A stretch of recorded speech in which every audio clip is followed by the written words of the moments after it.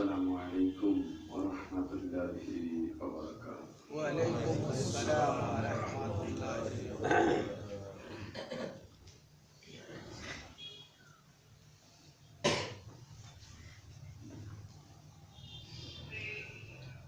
نحمده ونستعينه ونستغفره ونعوذ بالله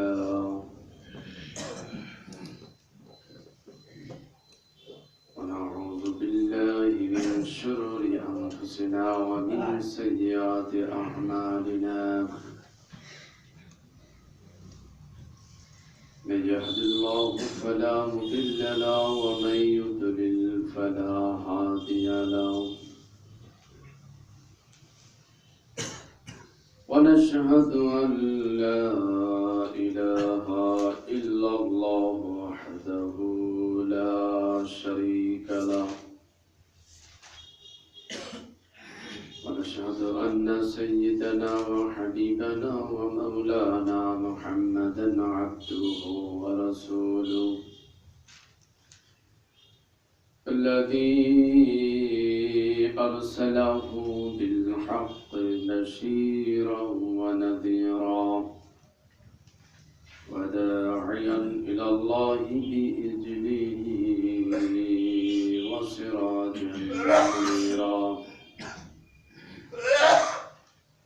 فقد قال الله تعالى في كلامه المجيد وفرقانه الحميد. মেহরবানি করে সকলেই পড়ুন আউযু বিল্লাহি মিনাশ শাইতানির রাজীম।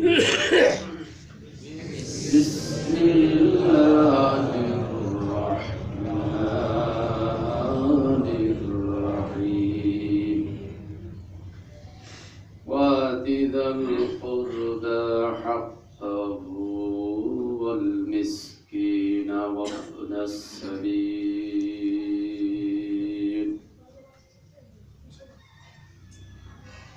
صدق الله العظيم وصدق رسوله النبي الكريم ونحن على ذلك من الشاهدين والشاكرين.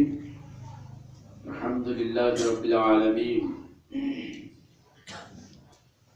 সম্মানিত মুসল্লিয়ান কিরাম, পরম শ্রদ্ধেয় পিতার বয়সী মুরব্বিয়ান নিজাম, যুবক ভাইরা, পর্দার অন্তরালে অবস্থানরতা সম্মানিতা মায়েরা, বোনেরা ও মেয়েরা, সকলকে জানাই অন্তরের অন্তরস্থল থেকে আরো একবার সালাম। আসসালামু আলাইকুম ওয়া রাহমাতুল্লাহি ওয়া বারাকাতুহু। প্রথমেই মহান মনিবের দরবারে শুকরগুজার আদায় করছি, যার একান্ত মেহেরবানিতে পবিত্র জুমার দিনে আমরা সময় মতো মসজিদে এসেছি, আলোচনা শুরু করতে পেরেছি। এজন্য আল্লাহ সুবহানাহু ওয়া তাআলার দরবারে শুকরগুজার আদায় করছি, আলহামদুলিল্লাহ। লক্ষ কোটি দরুদ ও সালাম বর্ষিত প্রিয় নবী, প্রিয় নেতা মুহাম্মদুর রাসূলুল্লাহ সাল্লাল্লাহু আলাইহি ওয়াসাল্লামের প্রতি, সাল্লাল্লাহু আলাইহি ওয়াসাল্লাম। সম্মানিত উপস্থিতি, আজকে প্রচলিত বিশ্ব ভালোবাসা দিবস।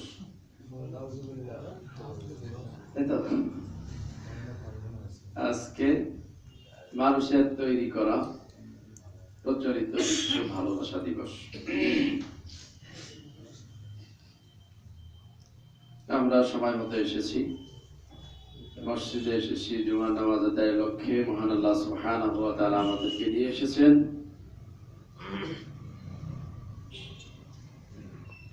দুনিয়াবী সমস্ত কাজ কাম থেকে আল্লাহ পাক আমাদেরকে মুক্ত করে, বিশেষ করে অশ্লীলতায়, বেহাপনা, এই বিশ্ব ভালোবাসা দিবসের বেহাপনা থেকে আল্লাহ পাক আমাদেরকে হেফাজত করে তার হুকুম পালনের জন্য মসজিদে আসার তৌফিক এনায়েত করেছেন। এজন্য তার দরবারে আরো একবার শুকরগুজার আদায় করছি, আলহামদুলিল্লাহ। সম্মানিত ভাইরা, মুসলমানদের ভালোবাসা দিবস প্রত্যেকটা দিন, ঠিক না বলুন? সকল দিনই ভালোবাসার দিন, সমস্ত সময়। হ্যাঁ, সমস্ত সময়ই ভালোবাসার সময়। প্রথম তো আমরা ভালোবাসবো আল্লাহকে, প্রথম ভালোবাসবো কাকে? আল্লাহকে। এরপরে ভালোবাসবো বিশ্বনবী মুহাম্মদুর রাসূলুল্লাহ সাল্লাল্লাহু আলাইহি ওয়াসাল্লাম। তারপরে পৃথিবীর জীবনে সবচেয়ে বেশি ভালোবাসবো পিতা মাতাকে, ঠিক না?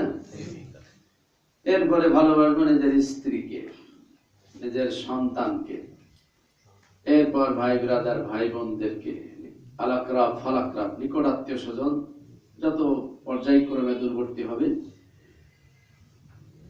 সেই স্তর অনুযায়ী তাদেরকে কি করতে হবে? ভালোবাসতে হবে। তা আমরা তো আল্লাহকেই সবচেয়ে বেশি ভালোবাসবো, আল্লাহর ভাগই সবচেয়ে বেশি, ঠিক কিনা বলুন? আল্লাহর অধিকার সবচেয়ে বেশি, কারণ তিনি আমাদের স্রষ্টা, তিনি আমাদের মনিব, তার দয়াতেই আমরা বেঁচে আছি, ঠিক না? তিনি আমাদের রিজিক দিচ্ছেন, রিজকের মালিক তিনি। আমরা আল্লাহর কাছে সবচেয়ে বেশি ঋণী। সবচেয়ে বেশি ঋণী কার কাছে? আল্লাহর কাছে। এজন্য আল্লাহর কাছে সবচেয়ে বেশি কৃতজ্ঞতা স্বীকার করতে হবে, আল্লাহকে বেশি ভালোবাসতে হবে। আল্লাহর পরে আমরা সবচেয়ে বড় কৃতজ্ঞ বিশ্বনবী মুহাম্মদ রাসূলুল্লাহ সাল্লাল্লাহু আলাইহি ওয়াসাল্লাম, কারণ তিনি আমাদের আল্লাহর বিধান মোতাবেক সঠিক পথ দেখিয়েছেন, কিনা বলুন? সঠিক রাস্তা দেখিয়েছেন। তিনি আমাদের জন্য রহমত স্বরূপ, তিনি আমাদের জন্য হাসানা, করুণার আধার, যার কারণে আল্লাহর পরে আমরা ভালোবাসবো কাকে? বিশ্বনবী মুহাম্মদ রাসূলুল্লাহ সাল্লাল্লাহু আলাইহি ওয়াসাল্লাম। এরপরে সবচেয়ে বড় অবদান পিতামাতার, যার কারণে আল্লাহ রাসূলের পরে আমাদেরকে পিতামাতাকে বেশি ভালোবাসতে হবে, পিতামাতার অধিকার প্রতিষ্ঠা করতে হবে। এরপর আপনার দেখেন, তারপরে যার অবদান বেশি আপনার জীবনে, সবচেয়ে বেশি অবদান হলো আপনার স্ত্রী, ঠিক না? আপনার স্ত্রীর অবদান বেশি, কারণ সে আপনার চরিত্রের হেফাজত করেছে, সে আপনার সুখে দুঃখের সাথী, আপনার বিছানার সাথী, আপনার বিপদে আপদে মুসিবতে সব সময় পাশে থেকেছে কি? আপনার স্ত্রী। এজন্য আপনার স্ত্রীর অধিকার আছে না নাই? আমরা তার নিকট কৃতজ্ঞ, ঠিক না? তার নিকট, স্ত্রীর নিকট আমরা কৃতজ্ঞ, কিন্তু আমরা ভুলে যাই, আমরা স্ত্রীকে সেই সাপ আর বেজির মতো সম্পর্ক মনে করি। সব পরিবারে নাই, কিছু পরিবারে স্ত্রীর অধিকার আমরা ভুলে যাই, তাকে প্রতিদ্বন্দ্বী মনে করি, ঠিক না? প্রতিদ্বন্দ্বী মনে করি। স্বামী যদি একটা কথা বলে, স্ত্রী দুইটা কথা শোনাই দেয়, অথবা স্ত্রী একটা কথা বলে, স্বামী দুইটা কথা শোনাই দেয়। এমনটা আছে না নাই? কিন্তু না, আমরা তার নিকট ঋণী, আমাদের কৃতজ্ঞ থাকতে হবে, কারণ স্ত্রীর অনেক অবদান আছে, আছে না নাই? অনেক অবদান। আমাদের যদি হারাম যদি খাওয়াই, কিছু করার আছে? বলেন তো, কিছু করার আছে? আমার সংসারের সমস্ত জিনিস যদি সে আত্মসাৎ করে, নষ্ট করে ফেলে, আমাদের কিছু করার থাকে? কিন্তু সে আমার চরিত্রকে যেভাবে হেফাজত করেছে, আমার সম্পদও সেইভাবে হেফাজত করেছে, এবং আমার সন্তানকে সে আদর দিয়ে, ভালোবাসা দিয়ে, বুকে আগলে মানুষ করেছে, ঠিক কিনা বলুন? তাহলে তার নিকট আমরা কৃতজ্ঞ নই? অবশ্যই আমাদেরকে কৃতজ্ঞ থাকতে হবে। এই জন্য স্ত্রীর অধিকার আদায় করতেও ভুল করা যাবে না। এরপর ছেলে সন্তানের অধিকার আছে। তাহলে আমাদের ভালোবাসা একেবারে আমাদের ঘরটা জুড়ে, আমাদের জীবনটা জুড়েই ভালোবাসা, ঠিক কিনা বলুন? জীবনটা জুড়েই ভালোবাসা। এই জন্য নির্দিষ্ট কোনো দিনে ভালোবাসা তো তাদেরই লাগে যাদের জীবনে ভালোবাসা নাই, যাদের ফ্যামিলিতে ভালোবাসা নাই, তাদের একটা নির্দিষ্ট দিনে ভালোবাসার প্রয়োজন হয়, ঠিক কিনা বলুন?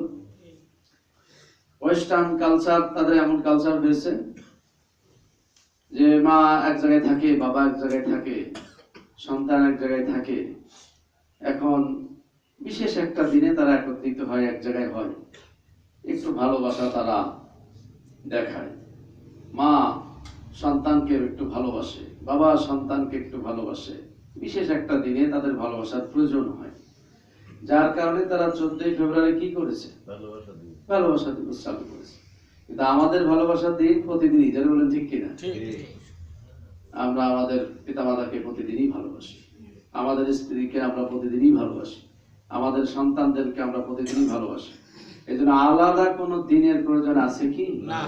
মুসলমানদের আলাদা ভালোবাসার দিনের কোনো প্রয়োজন নাই। এখন ভালোবাসা দিবস নামে এখন বিশ্ব বেহায়া দিবস হয়েছে। কি দিবস হয়েছে? বিয়ে বহির্ভূত যে ভালোবাসা, সেটা কি ভালোবাসা না বেহায়া? এখন যেটা হচ্ছে বিয়ে বহির্ভূত ভালোবাসা, এটা হলো নষ্টামি, ভণ্ডামি আর বেহায়া ছাড়া আর কিছু নাই। ঠিক কিনা বলুন? তাহলে আমরা এটাকে ঘৃণা করি। এই দিনকে, বিশেষ করে এই ধরনের নোংরা ভালোবাসাকে আমরা ঘৃণা করি। আমাদের ভালোবাসা হবে পবিত্র। আমাদের ভালোবাসা কি হবে? পবিত্র হবে। আল্লাহ এবং তার রাসূল যে বিধান দিয়েছেন, সেই বিধান অনুযায়ী আমাদের ভালোবাসা হবে। তাহলে প্রথম তো আমরা ভালোবাসবো কাকে? আল্লাহকে ভালোবাসবো। আল্লাহ পাক সে কথা সূরা বনী ইসরাঈলে বলেছেন, ওয়া কাদা রাব্বুকা আল্লা তা'বুদু ইল্লা ইয়্যাহু ওয়া বিল ওয়ালিদাইনি ইহসানা। আল্লাহ পাক জানিয়ে দিচ্ছেন, তোমার রবের পক্ষ থেকে সিদ্ধান্ত হয়ে গিয়েছে, তোমার রবের পক্ষ থেকে চূড়ান্ত সিদ্ধান্ত হয়েছে, শুধুমাত্র গোলামি করবে তার। গোলামি করবে কার? আল্লাহ ছাড়া কারোর গোলামি করা যাবে না। এটা আল্লাহর পক্ষ থেকে ফাইনাল ডিসিশন, ফাইনাল সিদ্ধান্ত হলো শুধুমাত্র গোলামি হবে আল্লাহ। কার গোলামি হবে? আল্লাহ ছাড়া কারোর গোলামি করা যাবে না। এই মাথা কারোর সামনে অবনত করা যাবে না। এই মাথা শুধুমাত্র অবনত হবে কার সামনে? আল্লাহ রসুলের সামনেও মাথা অবনত করা যাবে না। রসুলের গোলামি করা যাবে না। কেউ যদি বলে আমি রসুলের গোলাম, তাহলে শিরক হবে। কি হবে? শিরক হবে। আমি রসুলের উম্মাহ, রসুলের উম্মাহ, আনুগত্য করা। হ্যাঁ, রসুলের অনুসারী। আমি রসুলের অনুসারী, কিন্তু গোলাম কার? আল্লাহ। আমি আমার বাবারও গোলাম নই, আমি রসুলেরও গোলাম নই, আমি আমার রাজনীতি যা করি সে দলেরও গোলাম নই। ঠিক না? আমি পৃথিবীর কোন মানুষের গোলাম নই। আমি কার গোলাম? আল্লাহর গোলাম। তাহলে জীবনের সকল ক্ষেত্রে গোলামি হবে, একমাত্র গোলামি হবে কার? আল্লাহ। এই আয়াতের মাধ্যমে প্রমাণিত হচ্ছে যে গোলামি যেহেতু আল্লাহ, তো গোলামিটা কখন হয়? যখন আল্লাহকে সবচেয়ে বেশি ভালোবাসা যায়। ঠিক না? যখন আল্লাহকে সবচেয়ে বেশি ভালোবাসা যায়, তখনই তো বান্দা আল্লাহ গোলামি করে। ভালোবাসা না থাকলে কি পূর্ণাঙ্গ গোলামি হবে? হবে না। এই জন্য আল্লাহ পাক আরেকটা আয়াতে বলছেন, আতিউল্লাহ ওয়া আতিউর রাসূল ওয়া লা তুবতিলু আমালাকুম। তোমরা আল্লাহর আনুগত্য করো আর আনুগত্য করো রাসূলের। ওয়া লা তুবতিলু আমালাকুম, আর তোমাদের আমলকে নষ্ট করো না। তোমরা যদি আল্লাহর আনুগত্য না করো, আমল নষ্ট হয়ে যাবে।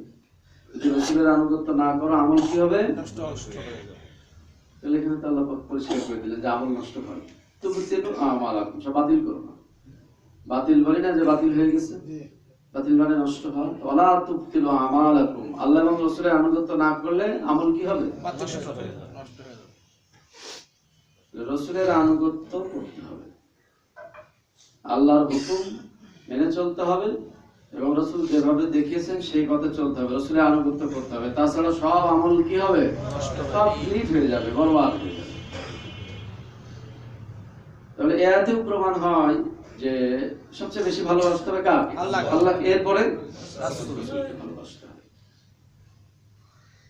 আর রাসূল তো হাদিসে পরিষ্কার করে বলেছেন, মানা দেখি লা ইউমিনু আহাদাকুম হাত্তা আকুনা আহাব্বা ইলাইহি মিন ওয়ালিদিহি ওয়া ওয়ালাদিহি ওয়ান নাসি আজমাইন। ততক্ষণ পর্যন্ত একটা মানুষ মুমিন হতে পারে যতক্ষণ পর্যন্ত তার পিতামাতা, তার ছেলে সন্তান, এমনকি সমস্ত মানুষের চেয়েও আমি নবীকে বেশি ভালোবাসতে না পারবে। তাহলে নিজের পিতামাতা, নিজের ছেলে সন্তান, নিজের আত্মীয় স্বজন, এমনকি পুরা উম্মার চেয়েও বেশি ভালোবাসতে হবে কাকে? আল্লাহ। তাহলে এই হাদিসে একবারে প্রমাণিত হয়ে গেল যে রাসূলকে জীবনের চেয়ে বেশি ভালোবাসতে হবে। সম্মানিত উপস্থিতি, আমরা আল্লাহকে ভালোবাসবো, রসুলকে ভালোবাসবো, আমাদের পিতামাতাকে ভালোবাসবো, আমাদের মিসেসকে ভালোবাসবো ইনশাআল্লাহ, আমাদের সন্তানদেরকেও আমরা ভালোবাসবো। এই জন্য ভালোবাসার আলাদা কোনো দিনের দরকার আছে কি? না। এই ভালোবাসাটা কি সার্বক্ষণিক না ক্ষণস্থায়ী? যে ভালোবাসার কথা আল্লাহ পাক বললেন, এই ভালোবাসাটা সব সময় আমরা ভালোবাসবো। তাহলে আমাদের আলাদা ভালোবাসা দিবসের দরকার আছে কি? না। কিছু মানুষ হয়তো রাগ করতে পারেন, হুজুর আপনি এই ভালোবাসা দিবসের বিরোধিতা করছেন। ভালোবাসা দিবস যদি আল্লাহ রাসূল আলাদাভাবে চালু করে দিতেন আমাদের কোনো আপত্তি ছিল না, কিন্তু আমাদের দেশে এটা ইংল্যান্ড থেকে আবিষ্কার করেছেন শফিক রেহমান। কে করেছেন? উনি নিয়ে এসছেন। তাহলে একজন মানুষ নিয়ে এসছেন, ওই মানুষের আনুগত্য করা কি? আল্লাহ এবং আল্লাহ রাসূলের আনুগত্য বাদ দিয়ে মানুষের আনুগত্য করা শিরক। তাহলে আমরা এটা আনুগত্য করতে পারি না, পারি কি? না, পারি না। এই জন্য আজকের দিনে যদি কেক কাটা হয়, আজকের দিনে যদি আলাদাভাবে কোনো মহব্বত করা হয়, বা আজকের দিনে আলাদাভাবে যদি কোনো অনুষ্ঠান করা হয়, সব কি হবে? বেদাত। সব কি হয়ে যাবে? ঠিক না? এই জন্য আজকের দিনে আলাদাভাবে কোনো কিছু করতে যাবেন না। যদি করতে যান তাহলে বেদাত হবে, আর বেদাত নিয়ে যাবে কোথায়? কুল্লু বিদাতিন দালালা ওয়া কুল্লু দালালাতিন ফিন-নার। সকল নব আবিষ্কৃত জিনিস এটা হলো গুমরাহি, এটা হলো পথভ্রষ্টতা। আর এই গুমরাহি নিয়ে যাবে কোথায়? মানুষকে জাহান্নামে নিয়ে যাবে। এদের একটা নতুন একটা এই মুসলমান ইসলাম, বিশেষ করে মুসলমানদের সংস্কৃতিতে নতুন অ্যাড হয়েছে। এটা কি হয়েছে? এটা নতুন অ্যাড করে দেওয়া হয়েছে। তাহলে এই অনুষ্ঠান যারা পালন করবে, এটাকে যারা পালন করবে কি হবে? বেদাত হয়ে যাবে। এজন্য এটা থেকে সাবধান থাকবে, অবশ্যই বিরত থাকতে হবে। আল্লাহ আমাদের সকলকে তৌফিক দান করুন। সম্মানিত উপস্থিতি, আমরা সূরা আন-নিসা থেকে আলোচনা শুনছি। আজকে খুব গুরুত্বপূর্ণ আলোচনা। এই আলোচনাটা আপনাদের খুব গভীর মনোযোগের সাথে শুনতে হবে, কারণ এখানে হক আদায়ের ব্যাপার স্যাপার আছে। এখানে হক আদায় করার ব্যাপার স্যাপার। প্রথমে তো আমরা হক জানি দুই প্রকার। কয় প্রকার? একটা হলো আল্লাহর হক, আর একটা হকুল্লাহ আর হকুল ইবাদ। হকুল্লাহ আর হকুল ইবাদ। হকুল্লাহ যেটা আল্লাহর হক, আল্লাহ পাক আমাদের নিকট যে আমানত রেখেছেন, সে আমানতের যথাযথ ব্যবহার করা মানে কি? আল্লাহর হক আদায় করা। আর হকুল ইবাদ, হকুল ইবাদের ভিতরে গুরুত্বপূর্ণ একটি হক হলো ফারাইজি বিধান। আল্লাহ পাক যে বিধান দিয়েছেন উত্তরাধিকার সূত্রে, এই যে সম্পত্তি বন্টন নীতি, সম্পত্তি বন্টন নীতি মানে আল্লাহ পাক যেটি দিয়েছেন, এটি বান্দার হকের ভিতরে এক নম্বর হক। ঠিক না বলুন? আল্লাহ পাক বলেন ওয়াতু হাক্কাহু ওয়াতিজাল কুরবা হাক্কাহু। তোমরা তোমাদের নিকট আত্মীয় স্বজনের হক কি করো? আদায় করো। নিকট আত্মীয় স্বজনের হক। যেখানে কোরআনের আলোচনা হয় সেখানে অন্যান্য তাসবিহ তাহলিল পাঠ করা ঠিক নয়। কোরআনের আলোচনা শুনতে হবে। কোরআনের আলোচনা শুনতে হবে। কোরআনের আলোচনা শোনা ফরজ হয়ে যায়। তখন কোরআনের আলোচনা শোনা কি হয়ে যায়? ফরজ। ওয়াইজা কুরিয়াল কুরআনু ফাসতামিউ লাহু ওয়া আনসিতু লাআল্লাকুম তুরহামুন। আল্লাহ পাক এখানে আদেশ করেছেন, যখন কোরআনের আলোচনা হবে তখন তোমরা সব বাদ দিয়ে মনোযোগের সাথে কোরআনের কথা শোনো। এটি কি ফরজ না? তাহলে কোরআন শোনা তখন কি হয়ে যায়? ফরজ। আর তাসবিহ তাহলিল পাঠ করা বলেন, তাহলে ফরজ বাদ দিয়ে নফল আদায় করতে হবে না? ফরজ। এইজন্য যখন কোরআনের আলোচনা হবে আপনারা কেউ তাসবিহ তাহলিল পাঠ করবেন না, কোনো কিচ্ছু নাই। সব কোরআনের আলোচনা বড় চোখগুলো বড় বড় করে কোরআনের আলোচনা শুনতে হবে মনোযোগের সাথে, যদি আল্লাহ পাকের পক্ষ থেকে রহম পেতে চাই। ঠিক কিনা বলুন? আচ্ছা, তাহলে যেটা বলছিলাম, আল্লাহ পাক বললেন ওয়াতিজাল কুরবা হাক্কাহু ওয়াল মিসকিন। তোমরা আত্মীয় স্বজনের হক আদায় করো। আত্মীয় স্বজনের হক আদায় করো। তাহলে আত্মীয় স্বজন এর হক আদায় করা কি ফরজ না নফল? ফরজ। একটু কথা বলতে হবে আজকে, ফরজ না নফল? আত্মীয় স্বজনের হক আদায় করা ফরজ। অবশ্যই তাদের কষ্ট হবে যারা হয়তো আত্মীয় স্বজনের হক আদায় করেন না। ঠিক না? যারা আত্মীয় স্বজনের হক আদায় করেন না, বা ফারাইজি সম্পদে যারা উল্টাপাল্টা করে বসে আছেন, অথবা যাদের নিয়ত আছে যে আমরা উল্টাপাল্টা ভবিষ্যতে করব, তাদের জন্য হয়তো একটু কষ্ট হবে। কিন্তু যারা বিধানটা সঠিকভাবে জানতে চান এবং হক আদায় করতে চান, তাদের কাছে এই বিষয়টা খুবই গুরুত্বপূর্ণ। জোরে বলুন ঠিক না বেঠিক? অবশ্য আপনারা কম বেশি জানেন, যেহেতু আমাদের জমি লেনদেন করতেই হয়, আমাদের দুনিয়ার জীবনে জমি লেনদেন করতেই হয়, এটা হাত বদল হয়। যার কারণে অনেক মানুষেরই এই বিষয়গুলো জানা আছে না নাই? এটা সঠিকভাবে জানা নাই। আমরা সেই বিষয়গুলো আজকে আলোচনা করবো ইনশাআল্লাহ। পারিবারিক শান্তির জন্য, সামাজিক শান্তি স্বস্তির জন্য এই ফারাইজি বিধানটা পালন করা অতীব জরুরি। জোরে বলুন ঠিক না বেঠিক? পারিবারিক শান্তি এসে যাবে যদি আল্লাহর বিধানের প্রতি আমরা শ্রদ্ধাশীল হই, আল্লাহর বিধান যদি আমরা যথাযথভাবে পালন করি, তাহলে আমাদের পারিবারিক শান্তি থাকবে, স্বস্তি থাকবে। ঠিক কিনা বলুন? অশান্তি থাকবে না। এরপরে সামাজিক বিশৃঙ্খলা থেকে আমরা বাঁচতে পারবো। সমাজে দেখবেন, আপনি যদি আদালতে যান, অধিকাংশ কেস হলো এই সম্পত্তি বন্টনের, এই সমস্ত কেসই বেশি। এই কেসটাকে কি কেস বলেন? একটু হেল্প করুন। ফৌজদারি নাকি? না, দেওয়ানি মামলা। দেওয়ানি মামলা হবে। আদালতে গেলে এই ধরনের কেস বেশি হয়। এই ফারাইজি সম্পদ নিয়ে উল্টাপাল্টা, এই মারামারি কাটাকাটি, সম্পদ নিয়ে দেখা যাচ্ছে হুজ্জতি, এটা নিয়ে ঠেলাঠেলি আছে না নাই? বিরাট অশান্তি আমাদের সমাজে, এটা নিয়ে বিরাট অশান্তি থেকে আছে। তবে সামাজিক স্বস্তির জন্য, শান্তির জন্য ফারাইজি বিধান পালন করা ফরজ। ঠিক না বেঠিক? অতীব জরুরি। তাহলে সামাজিক স্বস্তি এসে যাবে, সামাজিক এই কলহ আর দ্বন্দ্ব থাকবে না যদি আল্লাহর দেওয়া বিধানের প্রতি আমরা শ্রদ্ধাশীল হই এবং সেগুলো যদি মেনে চলি। ঠিক কিনা বলুন? আমরা আজকে দেখবো যে আল্লাহ পাক এই ফারাইজি সম্পদ কিভাবে তিনি বন্টন করতে বলেছেন, কার কতটুকু হক, এটা খুবই মনোযোগের সাথে শুনতে হবে, গুরুত্বের সাথে শুনতে হবে। আল্লাহ পাক কি বলছেন? ইউসিকুমুল্লাহ। আসুন আমরা বিতাড়িত মরদুদ শয়তান থেকে একটু পানা চেয়ে নিই, যাতে শয়তান ধোঁকা দিবে, আপনাদেরকে ভালোভাবে শুনতে দিবে না। কারণ জানে যে হকটা ফাঁকি দিতে পারলে সে পারিবারিক অশান্তি লাগবে, এই হকটা ফাঁকি দিতে পারলে কি সামাজিক অশান্তি লাগবে। যার কারণে ভালো রকম বুঝতে দিবে না, চোখে ঘুম পাড়িয়ে দিবে, এরপরে দেখবেন অন্যমনস্ক করে দিবে। কারণ শয়তান তো আমাদের ধোঁকা দেয় কোন জায়গায়? কলবে। ধোঁকা দেয় কোন জায়গায়?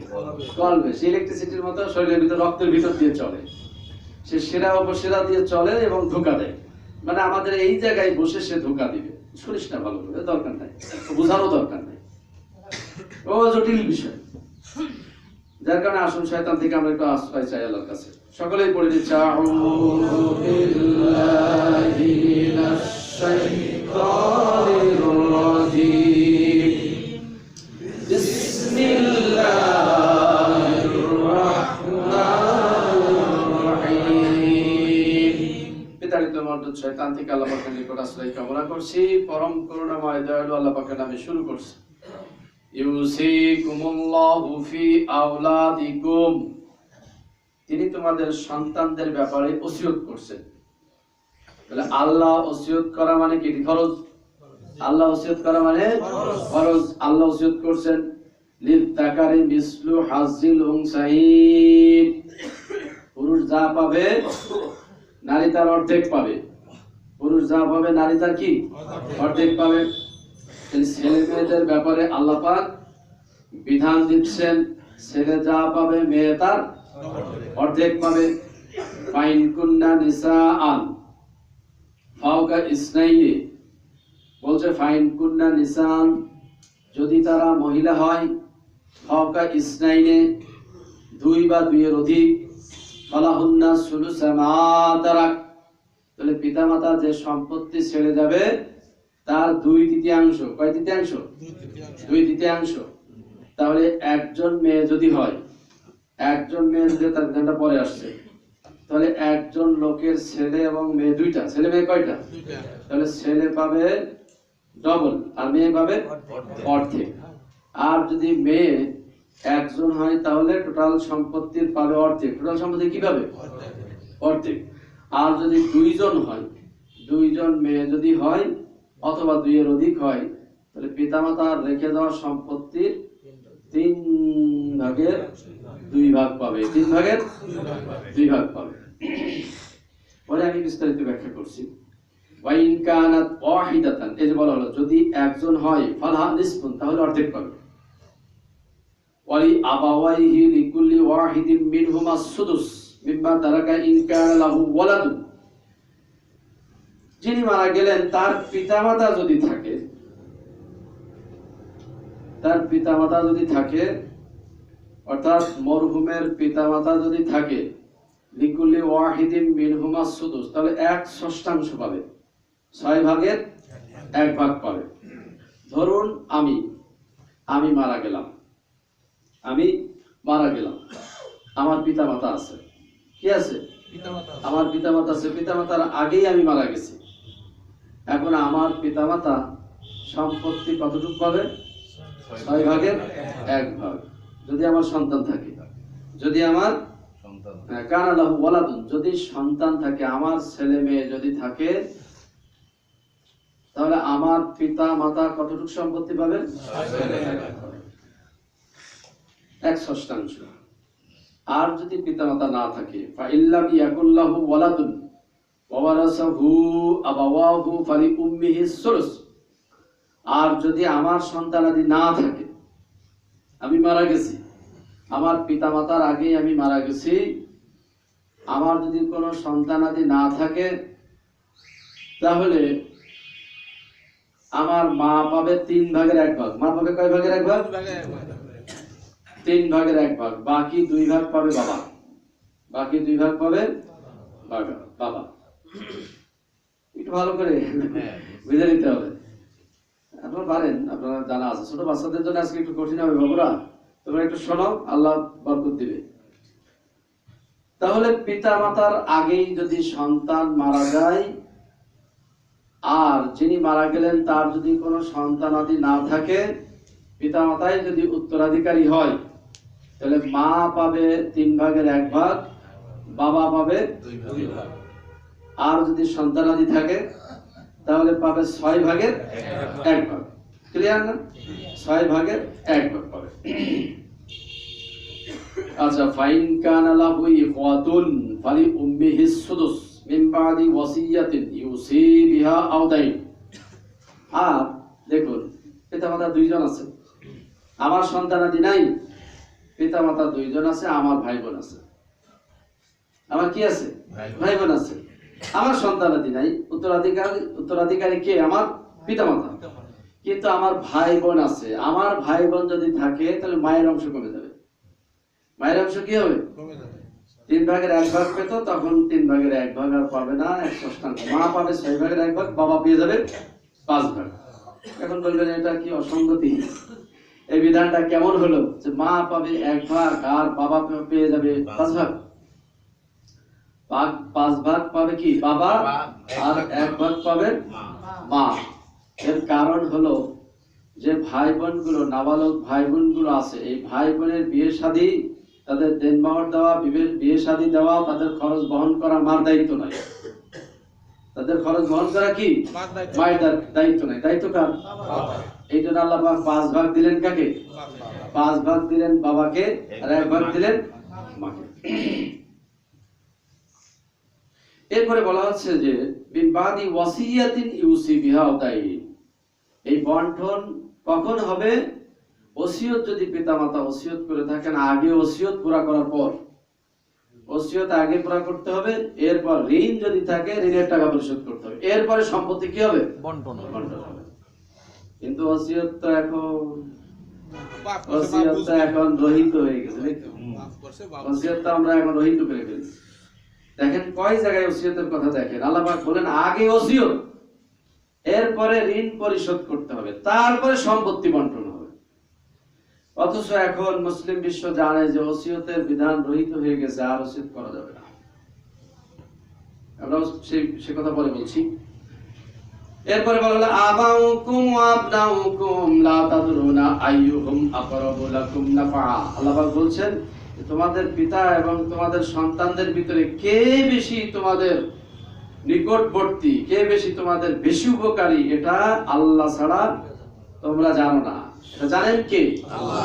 আল্লাহই ভালো জানেন। ফারিদাতাম মিনাল্লাহ ইন্নাল্লাহা কানা আলিমান হাকীমা। আল্লাহ বলছেন এটা আল্লাহর পক্ষ থেকে বেঁধে দেওয়া ফরজ বিধান। এই বিধানটা কি? আল্লাহর পক্ষ থেকে বেঁধে দেওয়া ফরজ বিধান। ইন্নাল্লাহা কানা আলিমান হাকিমা, নিশ্চয়ই তিনি সবকিছু জানেন এবং তিনি বিজ্ঞানী, মহাবিজ্ঞানী। তাহলে আবারও বলি যে আল্লাহ পাক বিধান দিচ্ছেন যে ছেলে এবং মেয়ে উভয় যদি থাকে, ছেলের জন্য ডবল, মেয়ের জন্য কি অর্ধেক। একজন ছেলে যদি থাকে তাহলে একজন ছেলে বাবা মার সম্পত্তি পেয়ে যাবে, টোটাল সম্পত্তি পেয়ে যাবে। আর যদি শুধু বোন হয়, একজন বোন হলে বাবার সম্পত্তি মায়ের সম্পত্তি অর্ধেক পাবে। কতটুকু পাবে? অর্ধেক পাবে।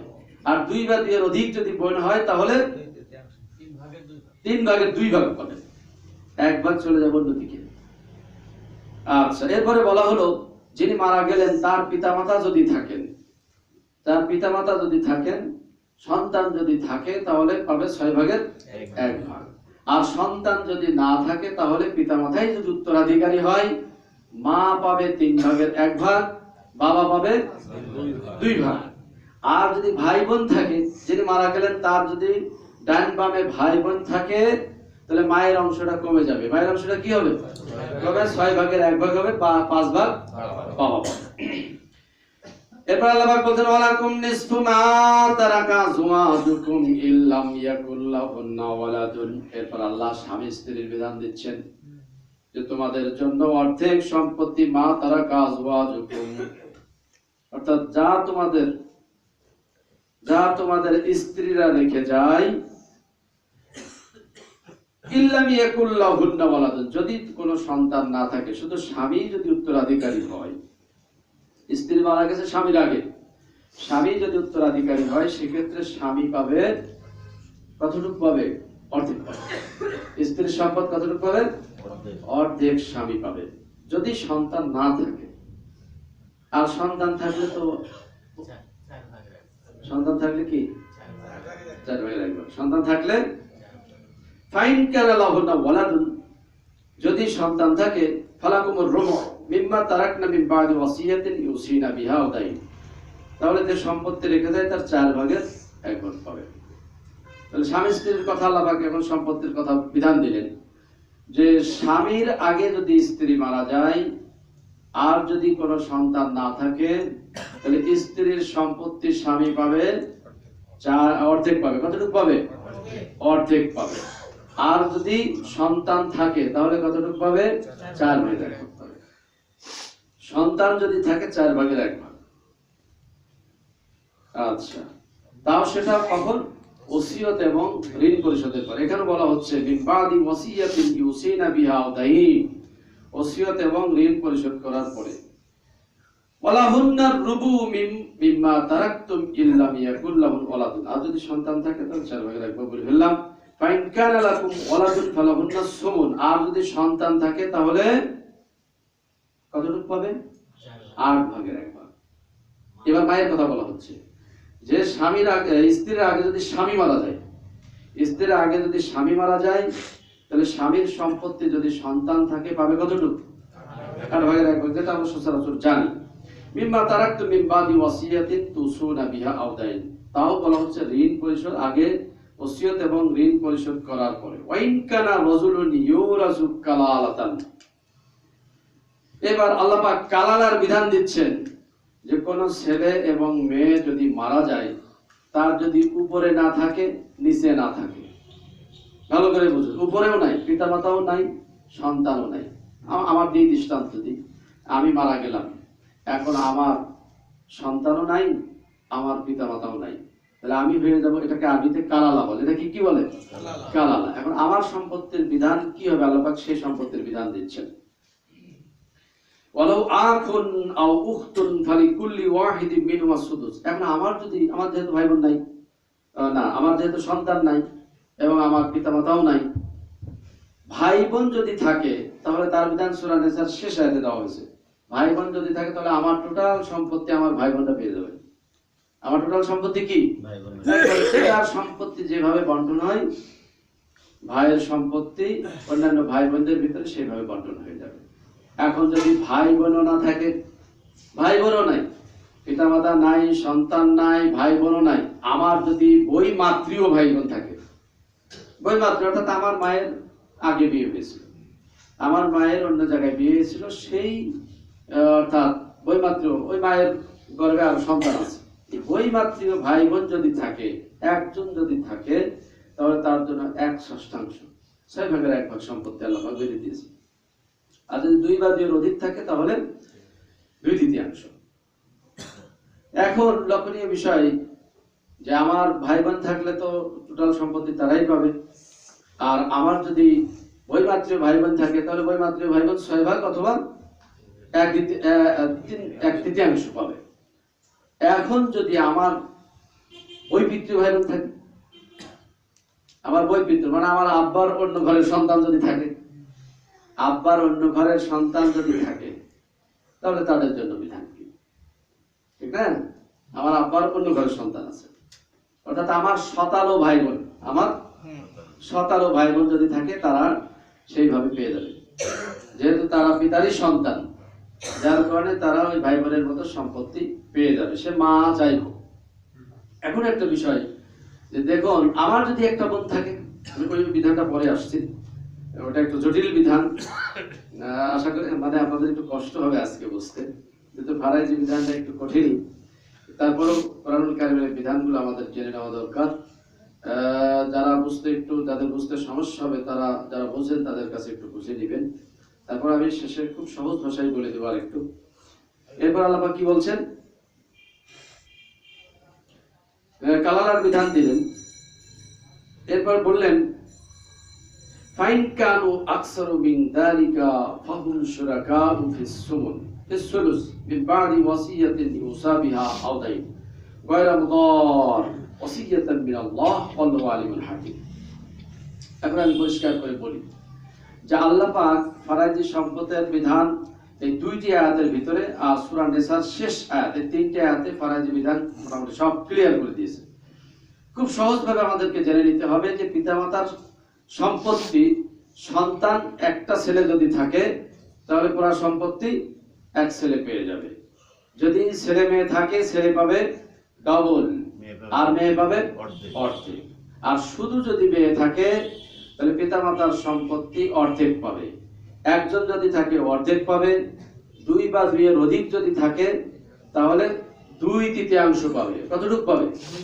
তাহলে পিতার সম্পত্তি সন্তানের বন্টন আমরা বুঝে নিলাম তো, পিতার সম্পত্তি সন্তান কিভাবে পাবে মোটামুটি এই বিষয়ে আমাদের ক্লিয়ার। যে ছেলে থাকলে পুরো সম্পত্তি, একজন ছেলে থাকলে পুরো সম্পত্তি পাবে, আর ছেলে মেয়ে যদি উভয় থাকে, ছেলে পাবে ডবল, মেয়ে পাবে অর্ধেক। তাহলে পিতামাতার সম্পত্তি ছেলেরা কিভাবে পাবে, ছেলে মেয়েরা, সেটা আমরা শুনে নিলাম। এখন স্বামী স্ত্রীর বিধান। স্বামী স্ত্রী কে কিভাবে সম্পত্তি পাবে? স্বামী যদি স্ত্রীর আগে মারা যায় আর স্বামীর যদি সন্তান থাকে, স্ত্রী পাবে 8/1, আর স্বামীর যদি সন্তান আদি না থাকে, স্ত্রী পাবে 4/1। আর স্ত্রী যদি স্বামীর আগে মারা যায়, সন্তান আদি যদি না থাকে, স্বামী পাবে অর্ধেক। কতটুকু পাবে? স্বামী পাবে অর্ধেক। আর যদি সন্তান আদি থাকে, স্বামী পাবে 4/1 পাবে। তাহলে স্বামী স্ত্রীর বন্টন নীতিমালাটা আল্লাহ পরিষ্কার করেছে। এখন পিতামাতা, সন্তান যদি পিতামাতার আগে মারা যায় তাহলে পিতামাতার সম্পত্তি কিভাবে পাবে? আল্লাহ সে বিধান দিলেন যে সন্তানের একমাত্র উত্তরাধিকারী যদি পিতামাতাই হয় তাহলে মা পাবে 3/1, বাবা পাবে 2 ভাগ। আর যদি সন্তান আদি থাকে তাহলে মা আর বাবা যদি উত্তরাধিকারী হয় তাহলে মা বাবা পাবে 6/1। আর যদি সন্তানাদি না থাকে, ভাই বোন যদি থাকে তাহলে মায়ের অংশটা কমে যাবে। মা পাবে 6/1, বাকি 5 পাবে বাবা। পরবর্তীতে ফারাইজ হয়ে ভাই বোনটাই টোটাল সম্পত্তি পাবে কিনা বলুন? তাহলে মা বাবার সম্পত্তি বন্টন নীতিমালা এখানে দিলেন। এবার কালালা বলা হলো। দেখেন, আপনাদের সমাজে থাকতে পারে, কোনো ফ্যামিলিতে থাকতে পারে এমন একজন ব্যক্তি, তার মা বাবাও নাই, তার ছেলে মেয়েও নাই, তার সম্পত্তি কিভাবে বন্টন হবে?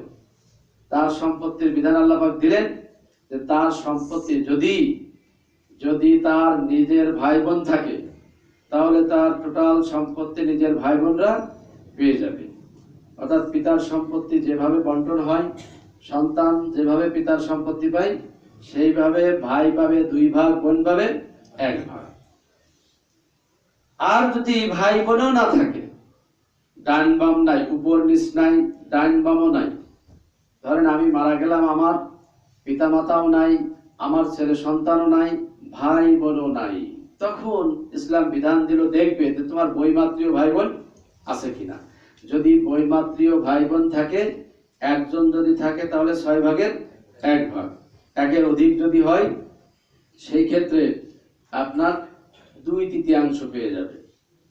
আর বৈমাত্রীয় দেখেন, নিজস্ব ভাই বোন যদি থাকে, নিজস্ব ভাই বোন যদি থাকে অর্থাৎ শতালো হোক, মা আলাদা হোক, শতালো ভাই বোন যদি থাকে, তাহলে বৈমাত্রীয় ভাই বোনরা কি হবে? বঞ্চিত হয়ে যাবে। সেই ক্ষেত্রে বৈপিত্রীয় ভাই বোনরাই পেয়ে যাবে। কিন্তু একটা জটিল মাসালা হলো যে এক লোকের 2 জন মিসেস, কয়জন মিসেস? 2 জন মিসেস। বড় মিসেস মারা গেছে, তার সন্তানাদি আছে, ছোট মিসেসেরও সন্তান আছে, 1 ছেলে 1 মেয়ে। কিন্তু ছোট মিসেসের ছেলে বিয়ে না করে মারা গেছে, বিয়ে না করেই মারা গেছে। তাহলে তার নিজের কি থাকলো? মা থাকলো এবং বোন থাকলো, আর বৈপিত্রীয় ভাই বোন থাকলো।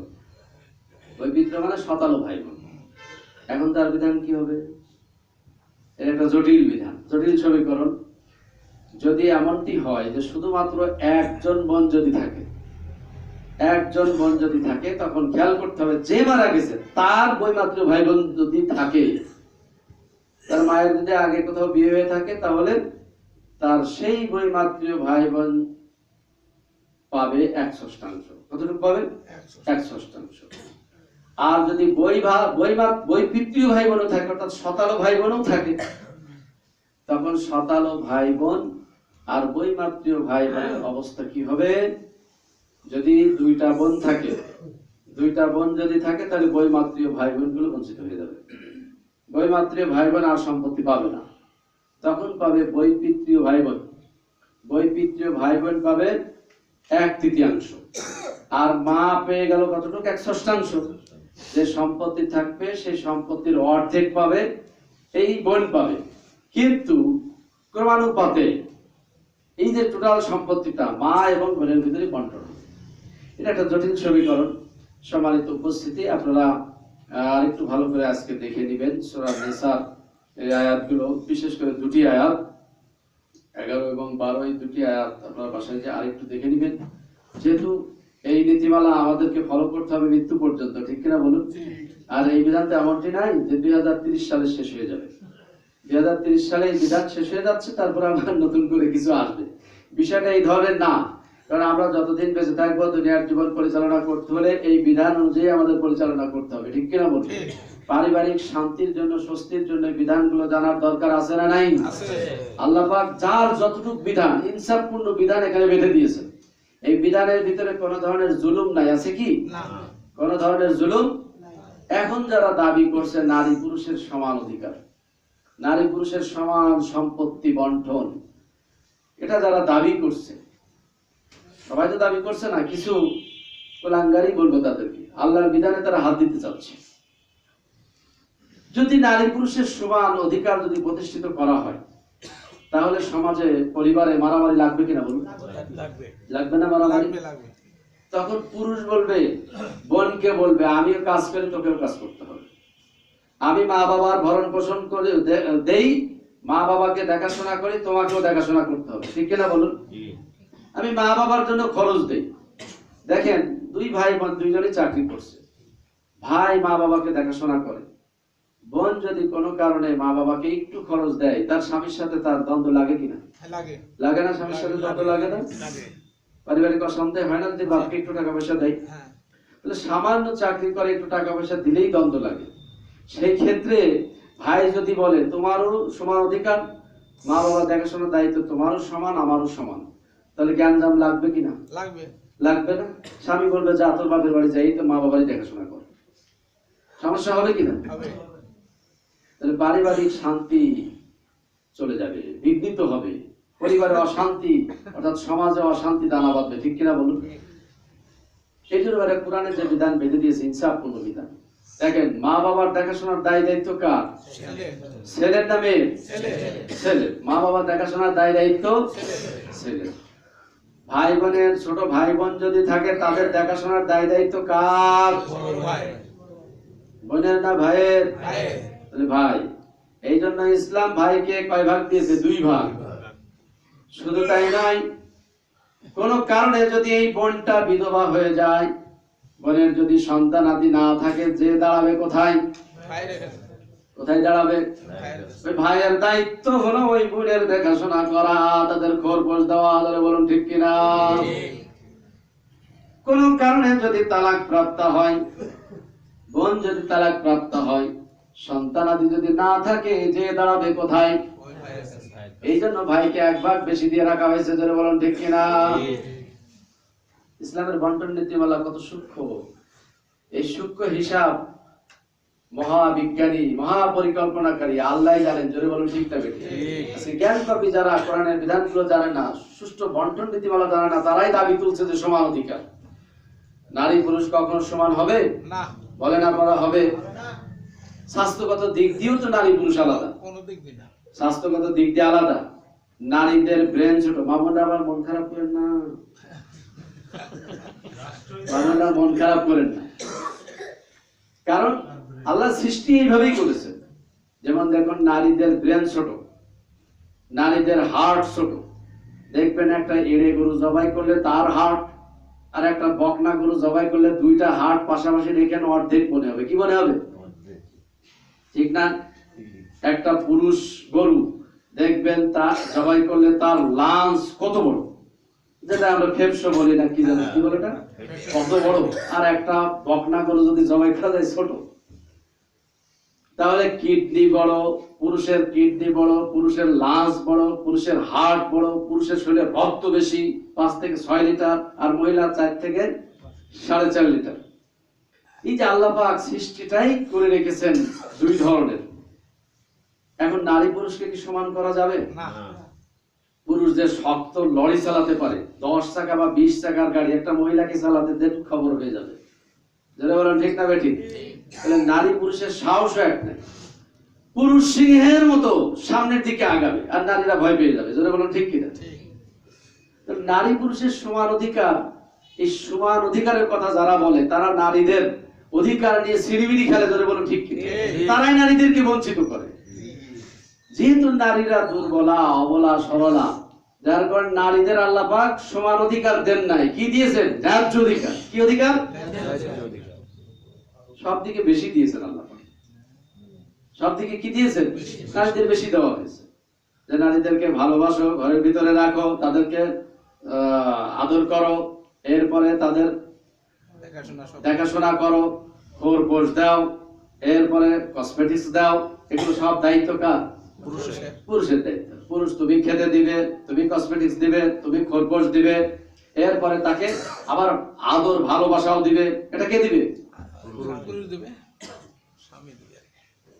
তাহলে মেয়ের অধিকার, ন্যায্য অধিকার ইসলাম প্রতিষ্ঠা করলো না খর্ব করলো? পুরুষকে বলেছে তার খেতে দিবা, খোটা দেওয়া চলবে না। তাহলে খেতে দিতে হবে, তার পোশাক দিতে হবে, এরপরে তার কি কসমেটিক্স যা লাগে এভরিথিং সব দিতে হবে। পাশাপাশি বললেন ভালোবাসাও দিতে হবে। কি দিতে হবে? ভালোবাসা। তাহলে ইসলামকে অধিকার প্রতিষ্ঠিত করলো না খর্ব করলো? বলেন। প্রতিষ্ঠা করলো। তারপরে ইসলাম আবার বেঁধে দিল যে ওই মেয়ের বিয়ের আগ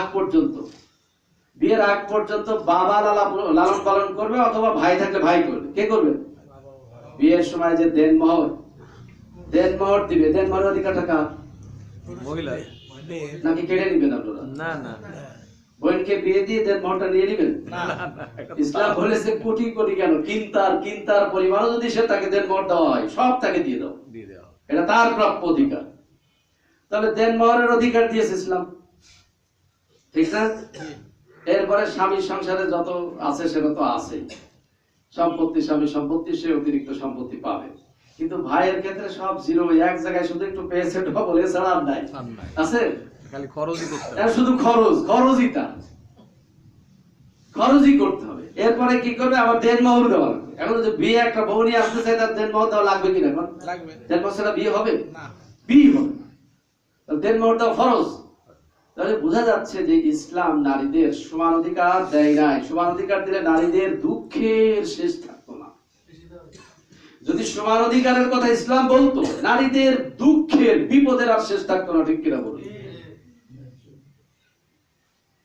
সব জায়গায় পুরুষের পিছিয়ে থাকতো, তারা লাথি ঝাঁটাই খেতে থাকতো। কারণ পুরুষের সাথে পারতো না, কাজ করতে গেলে পারতো না, দিত এক খুশি। ধরে বলো ঠিক না বেটি? সব জায়গায় দেখবেন যে তারা পুরুষের পিছ পড়ে যাবে। যদি মা বোন আমার মাইন্ড করেন না, এটা সৃষ্টিগত ব্যাপার, সবারই বলছি। এই জন্য ইসলাম আপনাদের সমান অধিকার দেয় নাই। কি দিয়েছেন?